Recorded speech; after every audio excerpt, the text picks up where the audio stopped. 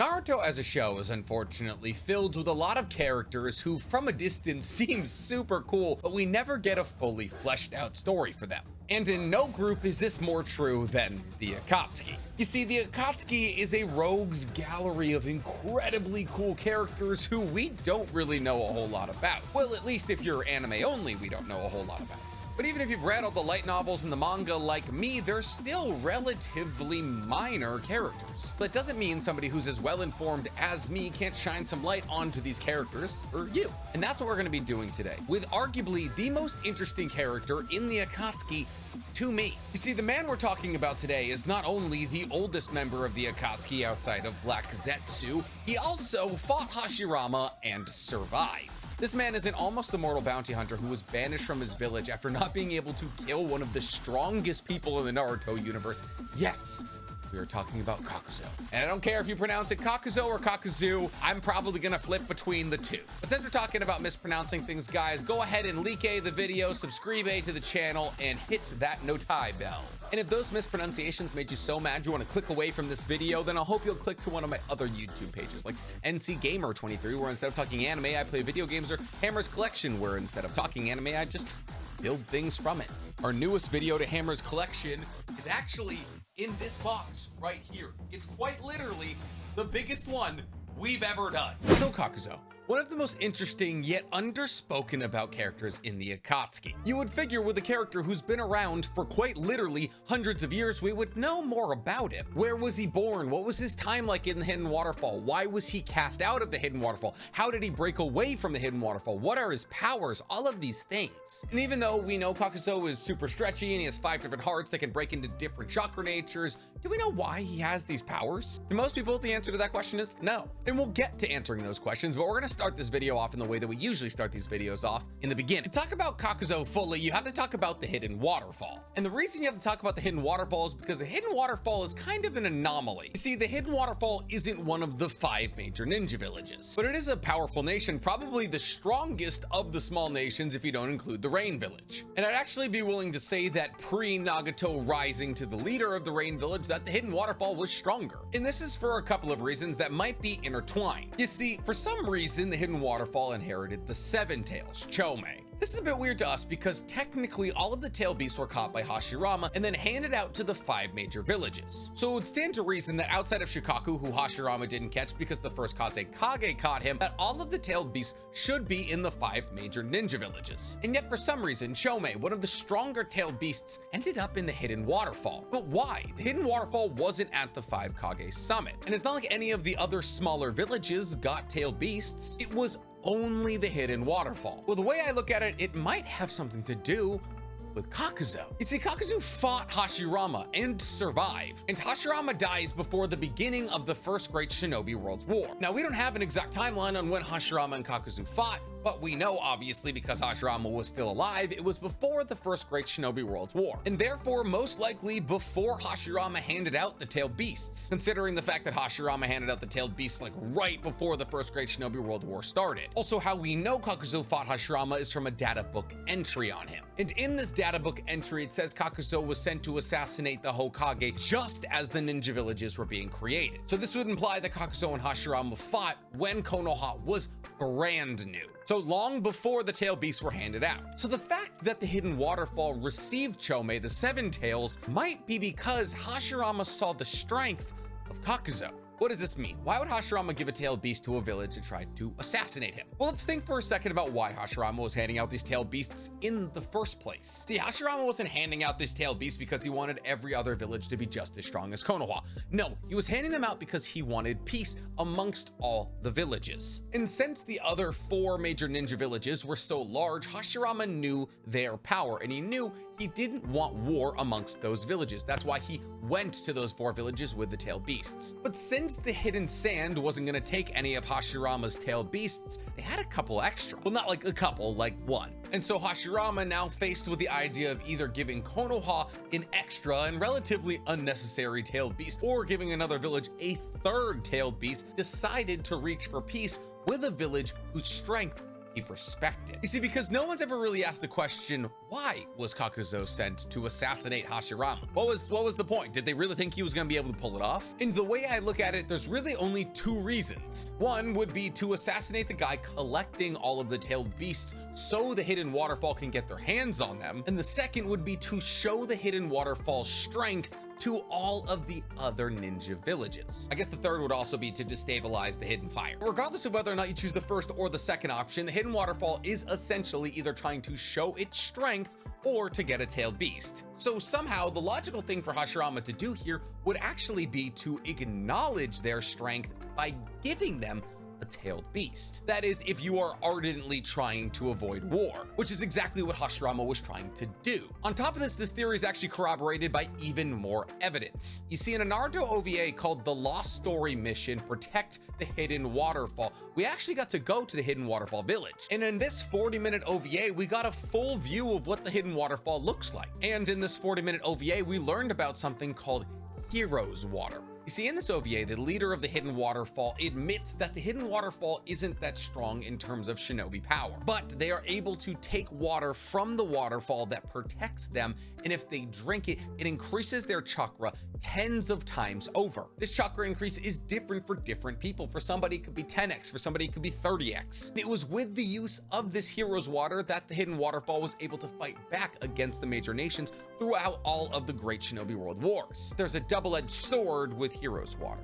However much it increases your chakra, it also decreases your life. So let's say you get a 10x increase in chakra. Unfortunately, you're gonna lose 10 times of your life. If you were slated to live another 10 years, you would only get 1. It's like 8 gates, but it only kills you eventually. However, eventually is pretty good. I mean, this hero's water was so powerful, a small nation was able to fight back against major ninja villages with its use. However, its use did kill a lot of the shinobi in the village because their life force was so diminished. So it's not a perfect system, but yet it is a massive power-up that everybody in the village is capable of doing. So when you combined that with the raw strength that some of their shinobi like Kakuzu already had, well, that's a formidable foe. A formidable foe that somebody like Hashirama would want peace with, and hence Chome goes to the Hidden Waterfall. But here's the thing, even though technically in the long run Kakuzu's fight against Hashirama did pan out for the Hidden Waterfall, the Hidden Waterfall didn't see it that way. You see, the Hidden Waterfall believed that Kakuzu, who was one of their elite ninjas, should have been able to kill Hashirama the Hokage, even though he was quite literally referred to as the god of shinobi. But here's the thing, Kakuzu had never failed a mission before, so when he returned back from his mission, barely alive and also failing to kill Hashirama, he wasn't met with a pat on the back and a good try.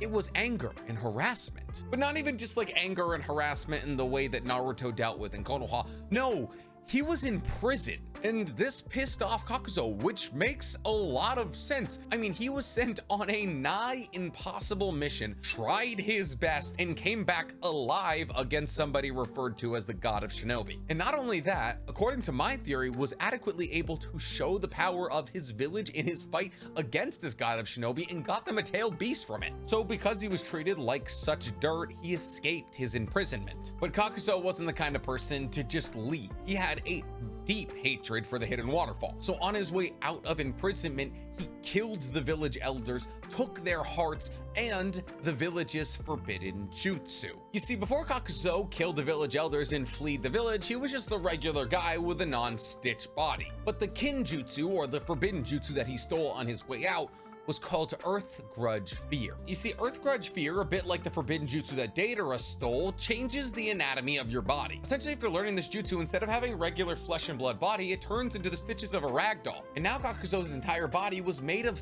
thread-like tendrils. And this changes your body a lot. It allows you to launch mid to long range attacks. It allows you to extend your limbs in all directions, and it allows you to basically sew up any injury you ever get. I mean, if your body is made of thread, you can just use that thread to to sew yourself back together. And what's wild is the threading things back together doesn't even apply to just his body. He can use his thread healing ability on others. Like when we saw him sew Datara's arm back onto Datara. But even if you do hit him, it won't really do anything to him. He was able to take a hit from Kakashi's Raikiri and basically just keep chugging. On top of this, these threads basically grant him immortality, even though he doesn't like it being called that. He can pierce into people's bodies and pull out their organs and then put them in himself. Because of this, and because he has a revolving circus of organs going inside of him, his body is technically never aging. And Kakuzu was known to do this with the hearts of his enemies. He would plunge his tendrils into their chest and pull out their still beating hearts and work it down his threads until they worked its way into his chest. And because he could take on extra hearts at any point, Kakuzu had 5 hearts, meaning you had to kill him 5 times to guarantee he stayed down. Unless of course he pushed 4 of those hearts into his respective limbs and then had them become their own people. The arm or the leg becomes wrapped in a vast blanket of threads that make it a monster. And this monster has a mask that they can use to release their own elemental release. Each of the own individual monsters have 1 chakra release they can use. But while in this form, if Kakuzu should have that heart destroyed, one of the monsters can just sacrifice itself by putting their heart into Kakuzu. And just like that, he's back. And then Kakuzu's main body uses Earth Release. And Kakuzu can do this to his entire body, making his entire body hard as diamonds. Because now your hand is no longer just a hand, it is a diamond moving at high speeds. Not to mention this has very little effect on his movement speed, making it basically the perfect mix of an offensive and defensive jutsu. And using this jutsu, he's able to tank what are usually fatal jutsus like Choji's Spike Boulder jutsu. Once Kakuzu became, I guess, whatever he is now, a zombie according to the rest of the Akatsuki. But I mean, technically Kakuzu could use a Kikagenkai. See, Kakuzu is well known for being miserly and stingy with money. He would even prioritize things based on how much he had to gain from it monetarily. But I think there's actually something really interesting here that gives us a better insight into who Kakuzu was as a character. Because Kakuzu was once quoted saying that money is the only dependable thing on Earth. He was a fiercely loyal elite shinobi for a small village. I say he was fiercely loyal because he took a mission to fight a man called the God of Shinobi by himself just because his village asked. And even though he didn't win, he was able to instill a small amount of fear in Hashirama to the point where he wanted to recognize the village hidden in the waterfall as a threat powerful enough to need peace with. And when he returned home, he expected a hero's welcome. And he didn't even have the Stitch body yet. This was just regular Earth Release Kakuzu. And yet his village, the thing he was fiercely loyal to, the thing that was his entire life up to this point, imprisoned him for not being able to kill an unkillable man. You see, because this was a damned if you do, damned if you don't situation. If Kakuzu hadn't taken the mission because he didn't want to fight the God of Shinobi, the same thing would have happened to him. His only other option was to die. And so the only thing he had ever depended on in his entire life, his village, became undependable. He was then cast into the world as the First Great Shinobi World War came to a head. And I've covered the First Great Shinobi World War, and there's something really important about it. If you haven't seen that video, it's right here. There's a reason Konoha came out on top. Money. You see, Hashirama, when he collected all of the tailed beasts, he wanted to give them out to the individual villages for free as a peace offering. But Tobirama made Hashirama get paid for those tailed beasts. And so as the First Great Shinobi World War started, Konoha was flush with a lot of cash. And that cash paid for Konoha to get through the First Great Shinobi World War, while every other village which had just emptied their coffers to buy those tailed beasts was now going into debt. Because of this, after the conclusion of the First Great Shinobi World War, Konoha was totally fine while the rest of the world was crumbling. And just like that, Kakuzu was watching as the man who got him kicked out of his village was using money to keep his village the most powerful in the world. And in that moment, Kakuzu realized money is power. And as long as you got it, you make the rules. Kakuzu realized that he was an immensely powerful elite shinobi, now with a forbidden jutsu that made him all but immortal. And he's seeing on the world stage, you need money to be relevant. He's also technically a rogue ninja that appears in bingo books. So there's really only one option for him: become a bounty hunter. This could have been a realization he had when he heard his own bounty in the bingo book, or just something he figured out on his own. Regardless, his bounties took him all over the nation, even to one point where he might have possibly fought Kinkaku and Ginkaku. You see, we don't know if Kakuzu fought Ginkaku and Kinkaku, but we do know that he knew Kinkaku and Ginkaku, because in chapter 528, page 17 of the manga, when Ginkaku is sealed inside of the gourd by Darui, Kinkaku undergoes the Nine Tails transformation, because remember, Kinkaku and Ginkaku are also Nine Tails Jinchuriki, capable of entering the second form of the Jinchuriki transformation. So Kinkaku, upset about Ginkaku being sealed inside of the Sage of Six Paths gourd,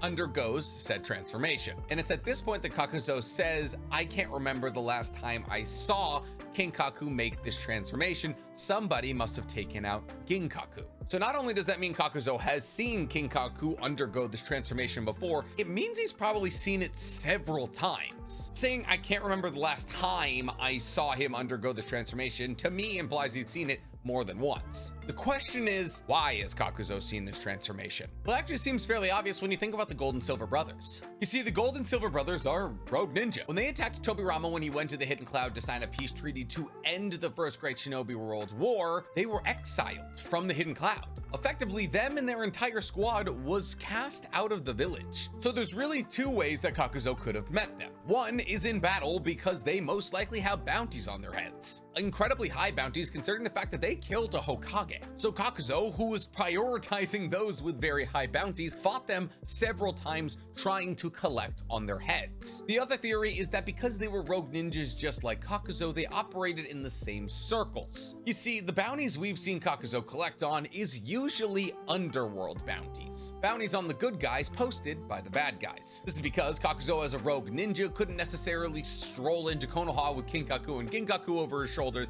and say, look, I got your baddies. Well, Kakuzu wouldn't be the biggest of concerns for Konoha as long as he collected Kinkaku and Ginkaku, who killed Tobirama, so it could really go either way. All we really know about this era is that Kakuzu was a bounty hunter for a while until the Akatsuki sought him out for his talents. And once Kakuzu saw that there would be a large amount of money in taking over the entire world, well, he joined up. But Kakuzu kind of had a checkered past with the Akatsuki. You see, Kakuzu is not what you would call a nice guy or a good partner. He's surly, mean, miserly, and old. So every partner the Akatsuki gave to Kakuzu, he killed, and this happened 4 times in a row. And from each one of these partners, he ripped out their beating hearts and made it one of his masks. These are the 4 masks we see him use against Kakashi and all of them. After killing his 4th partner, he talked to Pain about getting a new partner, and Pain said, well, we're gonna need a minute. That is until Kakuzu, Itachi, and Konan are sent to the village of Hot Water. Apparently, in the village of Hot Water, there was an immortal, and these are the kinds of things the Akatsuki takes interest in. Konan goes into the village of Hot Water as a decoy, and then Itachi and Kakuzu jump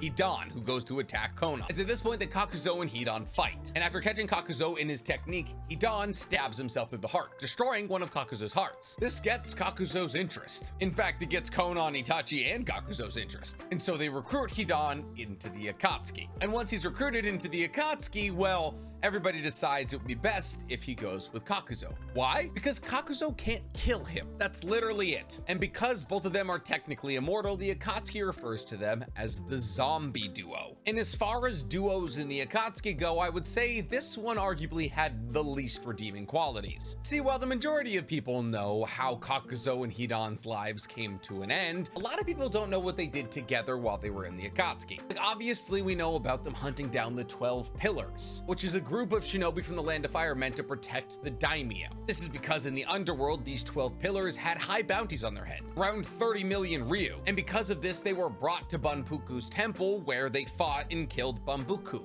the monk, who happened to be one of Asuma's best friends. This is also why they wanted to kill Asuma. Money. We actually got a deeper look into their day-to-day and also Hidan and Kakuzu's relationship in Akatsuki Hiden Chapter 2. You see, Hidan and Kakuzu didn't really go out on Akatsuki missions. They did look for tailed beasts when it really came down to it, but usually they were just bounty hunting. And in this chapter, both Kakuzu and Hidan are wandering through a place called the Valley of Lies, looking for somebody with a 1.5 billion Ryu bounty on their head. But they walked through this valley for days and didn't see anybody, and therefore Hidan wasn't able to kill anybody for multiple days, which is considered a sin in Joshinism. This, combined with the constant walking, made him demand to Kakuzu that they give up this quest for this man. But just as they were about to turn around, a man appeared from a bush, who Kakuzu recognized as the man with the bounty on his head. Hidan, excited about the possibility that he gets to kill somebody, and maybe even the bounty a little bit, lunged at the man with his scythe, got a little bit of his blood, drew his circle, and stabbed himself through the heart. This caused the man to cough up blood and die.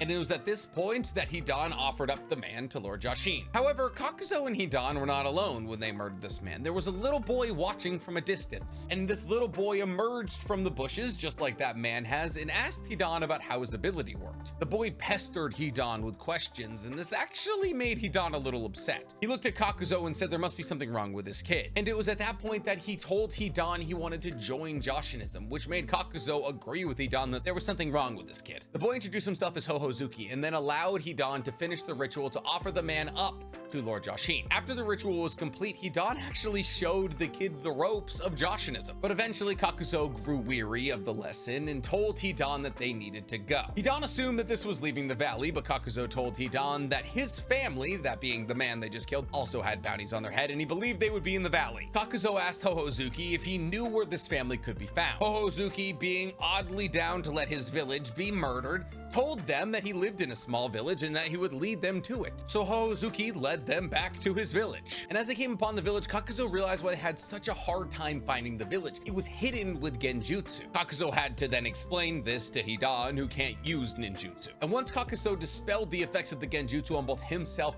and Hidan, they saw the village clearly in the mountainside. Realizing now that there's a lot of money that could be made, Kakuzu wanted to go scout Shangri-la. That's what the village was called, Shangri-la. But Hohozuki explained that it's a small village and any people from the outside would be immediately recognized. So Hohozuki tells Kakuzu to use transformation technique to take Hohozuki's appearance. Once again, Child's just super down to let his village be murdered. And because once again Hidan can't use ninjutsu, well, he wasn't going. So Kakuzu uses the transformation technique to look like Hohozuki and infiltrates the village by himself. But before Kakuzu enters the village, Hohozuki tells him to find his friend Amiyuki, and then gives Kakuzu a mud ball and tells him to give that mud ball to Amiyuki, and Amiyuki will show him around the village. And as Kakuzu enters the village, he has this really funny thought. As he's walking around, all of the villagers have these weirdly happy expressions. And it makes him happy he didn't break Hidan, because he believes that Hidan would be so angered by the happy expressions that he would launch into a rage and kill all the villagers. Eventually he finds Amiyuki though, and he hands Amiyuki the mud ball. You see, Hohozuki had fused his chakra into this mud ball, and when it was handed to Amiyuki, he was able to absorb it into his body and receive a message from Hohozuki, which is, by the way, something we've never seen before, a chakra transfer that's able of sending a message, unless you count the Yamanaka mind link as something like that. Kakuzu is naturally very wary of this situation, but Amiyuki assures him that his sole purpose is to help Hohozuki. Meanwhile, back up on the cliffside, Hidan is telling Hohozuki all about Lord Jashin, and Hohozuki has actually already decided to join Joshinism and kill in the name of Lord Jashin. But Hohozuki is concerned because he doesn't think he's strong enough to kill the people that vouch for peace. He believes once he starts to kill for Lord Jashin, he'll be killed by those who look for peace. But this is kind of a cool moment for Hidan. He tells Hohozuki that there's no such thing as a person who believes in peace. He tells Hohozuki about when he started killing in the land of hot water, and how those who wanted peace went out to kill him first so he wouldn't kill anymore. Essentially, Hidan wanted to kill his fellow villagers for being peaceful, but they tried to kill him for doing that. And in Hidan's mind, this meant that they were the first aggressors and therefore didn't believe in peace. And if they truly loved peace and wanted to fight for it, they just would have let themselves die at Hidan's hands. But then Hohozuki asked a question to Hidan that gives us a really good insight into Hidan and Kakuzu's relationship. He asked, if Joshinism requires you to kill your neighbor, and not just your physical neighbor, your emotional neighbor, like those you're close to, why haven't you killed Kakuzu? And it's at this point that Hidan tells him that he hates Kakuzu and he would never consider him his neighbor, so he won't kill him for Lord Jashin. And Hohozuki is oddly comforted by this. Kakuzu then returns empty-handed, saying he wasn't able to find the man's family. And it's at that point that Hidan wants to leave, but Kakuzu insists they wait till the morning. And it's at this point that Hohozuki returns to Shangri-la and says he'll see them off in the morning. After he leaves, Kakuzu tells Hidan that they're gonna have to kill Hohozuki and Amiyuki because they knew too much. And Hidan suggests that they don't wait until the morning to kill everybody. However, Kakuzu insists they wait until the morning, and that night, all of the villagers go to look for the dead man. Kakuzu lets them find the dead man and then, well, he kills them too. But something weird happens after he kills these people. He immediately recognizes them as the man's family. You see, all of them have been using the transformation technique, and when they died, they reverted back to their original appearance. And this excited Kakuzu. See, because he realized that everybody in that village must be using transformation technique constantly because they have bounties on their heads. This was a refuge for people with bounties, somewhere for people with money on their heads to live in peace. So immediately Kakuzu and Hidan began attacking the entire village and killing everybody there. And with every person they killed, as they died, they reverted back to their original person, and Kakuzu identified that they did indeed have a bounty on their head. Kakuzu then realized that the leader of this village must have the biggest bounty of all and went to go find him. And he told Hidan to deal with Hohozuki and Amiyuki, who had come to greet Hidan and Kakuzu, who were murdering everybody in the village. Not a great time to do it, but you know what? Who cares? You see, Hidan had just been murdering for the sake of murdering. He wasn't using his ritual on every single person he murdered. But as he turned to Hohozuki, he told him he was going to show him Lord Jashin's ritual once again, just on Amiyuki. However, when he struck Amiyuki, Amiyuki crumbled into mud. And it was at this point that Hohozuki's transformation technique was released and the true Amiyuki was shown. It was at this point that Amiyuki revealed to Hidan that Hohozuki had died a long time ago, and he had taken his appearance in order to pay homage to him. And then he had created a mud clone to take his own appearance in the real world. But now that that mud clone was gone, he could be Amiyuki again. It's at this point that Amiyuki tells Hidan that he regards him as a neighbor and therefore wants to kill him to offer to Lord Jashin. Amiyuki then attacks Hidan with his Kekkei Genkai mud release. Amiyuki forces large quantities of mud down Hidan's mouth and into his lungs that Hidan only survives because he pierces himself through the lung and allows the mud to fly out. Now, safe from the suffocation, Hidan lunged at Amiyuki and got a sample of his blood, but every time he went to go draw the symbol on the ground, Amiyuki turned the ground into mud. It's at this point that Kakuzu returned from killing the village leader, and this is legitimately one of the funniest interactions in all of Naruto. Hidan asks Kakuzu for help as he has the village leader over his shoulder, and Kakuzu just goes, "No, I need to find if there's anybody more valuable in Shangri-la," and just leaves Hidan. And then Kakuzu just yells as he's running away, "Just retreat." And so Hidan tries to retreat into the forest, but Amiyuki follows him. And as he's retreating, he sees a tree stump, something that Amiyuki can't turn into mud. So he draws a symbol on the tree stump, jumps in the middle of it, makes a link with Amiyuki, and stabs himself in the side. This stops Amiyuki's approach towards Hidan. Amiyuki praises Hidan's skills and says it's an honor to be killed by him. It's at this point that we get a little exposition from Amiyuki. You see, Amiyuki was hated and feared because of his Kekkei Genkai, like so many others in the Naruto universe. His only friend was Hohozuki. However, the village they were born in was attacked by slavers that took all of the women and children. So Amiyuki went after the slavers and killed all of them and got Hohozuki back. However, after killing all of these slavers,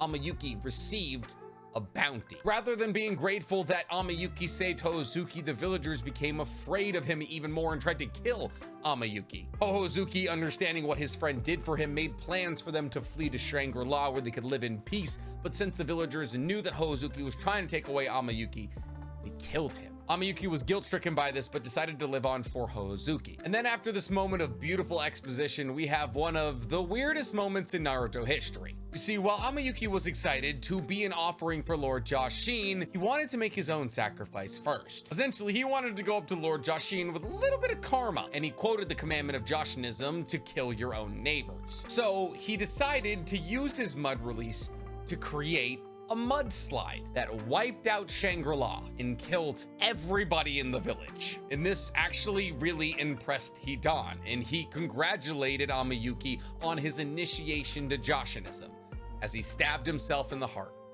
killing Amiyuki. It's at this point that Kakuzu comes out of the village covered in mud with multiple bodies over his shoulders. And as he came up to Hidan, he told him that Amiyuki would most likely be the most expensive bounty out of all of them. Because on top of killing all of the slavers, he actually killed his entire village for what they did to Hohozuki. And he believed that the fact that he killed all of his neighbors was the reason he was so interested in Lord Jashin. Kakuzu theorized that he wanted to get into Jashinism to justify what he had done in his past life, and that the reason he made a mud lookalike of himself was because he wanted to be caught and killed. Now Kakuzu had almost a dozen bounties to turn in, so he requested that Hidan hurry up his post-killing ritual on Amiyuki. However, Hidan looked at Kakuzu and said, "No, I'm not gonna speed it up. In fact, it's gonna take longer than usual because today I have a martyr to celebrate, Amiyuki." You see, Amiyuki was one of the very few people that Hidan ever respected. And I truly think how able Kakuzu was able to deduce the situation and figure out that's why Amiyuki was interested in Jashinism speaks to his IQ. Because I think what a lot of people boil Kakuzu down to is just this miserly bounty hunter obsessed with money, like Mr. Krabs with tentacles. But he's truly so much more than that. This is a man who has fought legendary ninja his entire life. A man scorned by the thing he loved the most, so he had to turn to the one thing that could never leave him: money. A man simply trying to make a place in the world that threw him out. A guarantee to himself to never be as powerless as he was when the hidden waterfalls imprisoned him. Because the act of taking somebody else's heart is symbolic to Kakuzu. Within a heart resides your drive. For Naruto, it's to become Hokage. For Jiraiya, it's to become the harem king. For Nagato, it's to bring pain to the entire world. And for Kakuzu, it's to acquire as much money as possible. So when he takes somebody else's heart and puts it inside of himself, it becomes his heart. His drive overtakes yours. So it doesn't matter what you were living for, because now you're living for money. And every time he took a heart, it became more and more clear to him that his drive was the most important out of all of them. And you know what? He was right, because at the base of all of his desires, he just wanted something or somebody to lean on. And if that isn't the most important human need or drive, I don't know what is. And that's it, guys. That's You Know Nothing About Kakuzu, except now you know everything about him. If you guys like this deep dive into one of the most misunderstood characters in the entirety of Naruto, guys, please tell me in the comments below. And while you're down there, hit the like button, hit the subscribe button, hit that noti bell. Listen, I'm not saying that Asuma was small potatoes, but 35 million compared to 1.5 billion is a big difference.